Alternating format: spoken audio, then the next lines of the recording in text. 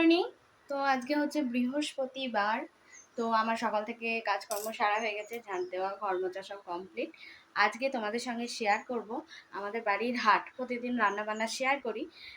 তো আজকে বৃহস্পতিবার ছিল, আমাদের গ্রামে দুদিন হাট হয়, এক বৃহস্পতি আর রবিবার। তো চলো তোমাদের সঙ্গে শেয়ার করি।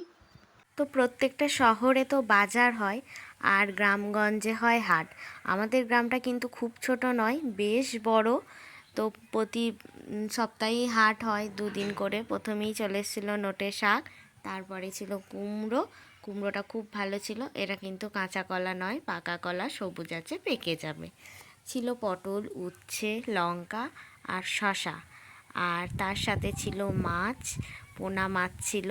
প্রতিদিন তো তোমাদের রান্নাটাই শেয়ার করি, তাই ভাবলাম আজকে কাঁচা সবজিটাই শেয়ার করি রান্না করার আগে। আর ছিল পেঁয়াজ।